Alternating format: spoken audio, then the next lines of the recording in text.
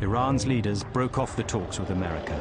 They suspected Washington was behind the invasion. They were not totally wrong. We were warned that the invasion was imminent. A source told me that he'd just been in Iraq, where he'd been meeting with Saddam Hussein and his senior Iraqi generals, and that the Iraqis were going to invade Iran. This was, of course, big news and quite an intelligence coup for us. America did nothing to stop the invasion.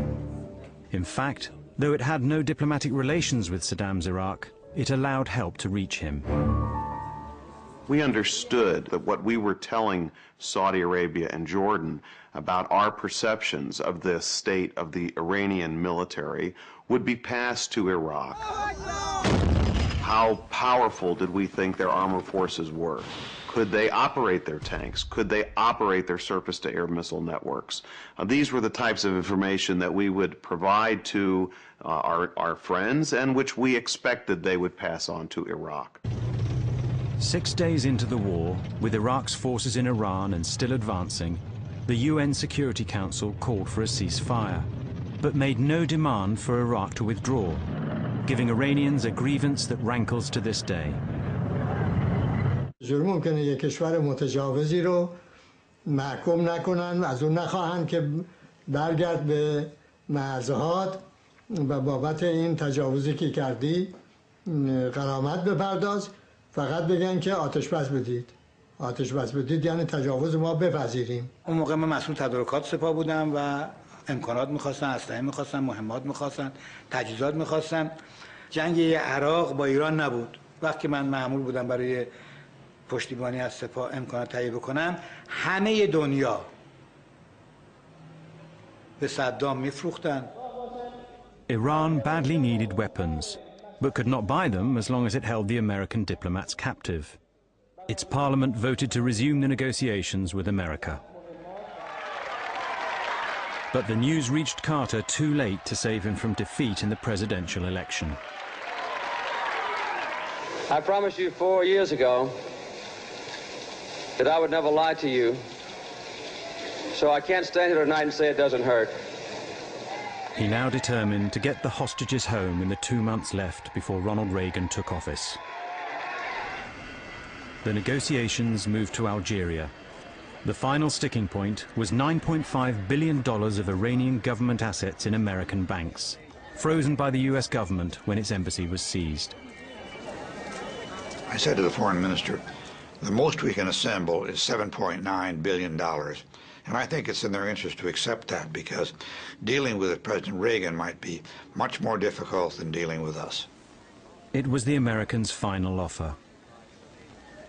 After 2 days and 2 nights of negotiation, I'd gone back to my room to shower, and I got a call from the foreign minister saying, I think we have an acceptance.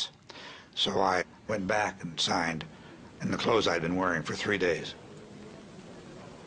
But Iran would not release the hostages until America delivered the money, and Carter was leaving office in 36 hours.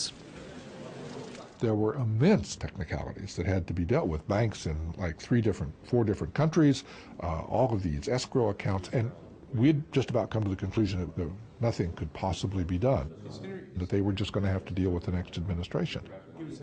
I never went to bed at all.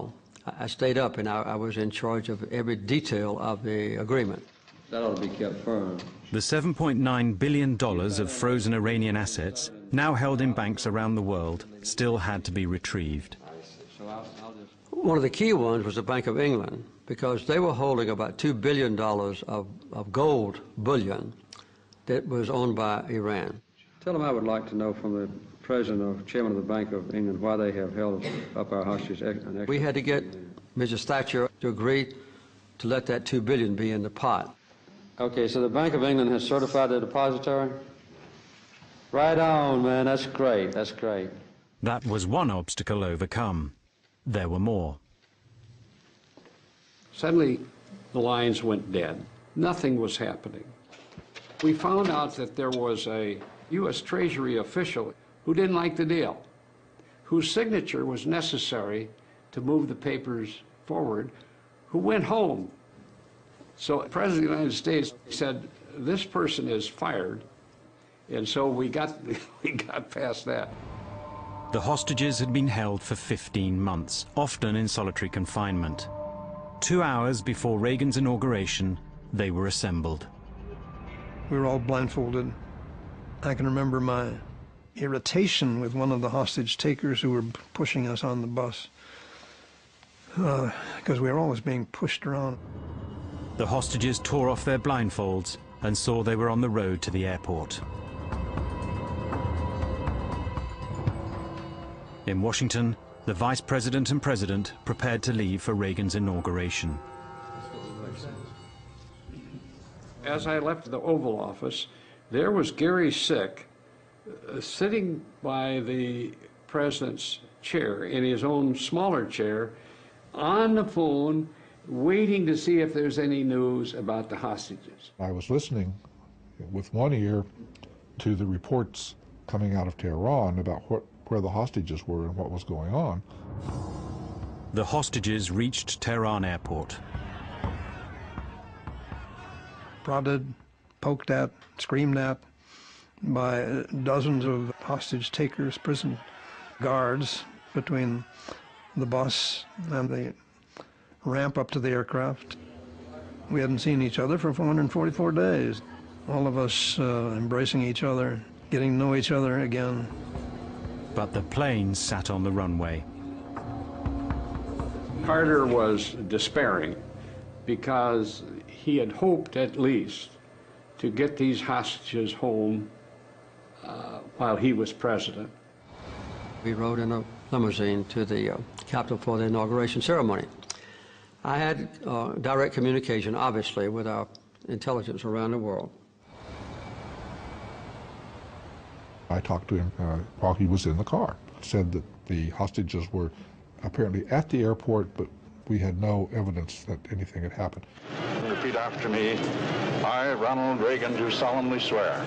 I, Ronald Reagan, do solemnly swear that I will faithfully execute the office of President of the United States. That I will faithfully execute the office of President. Carter left for home. Still no news. Roughly 5 minutes after I was no longer president, the Secret Service agent came down and whispered in my ear that the hostages were free. They had deliberately delayed its release until maybe 20 seconds after Reagan had been sworn in. It is not often that a foreign leader humiliates and helps secure the electoral defeat of an American president.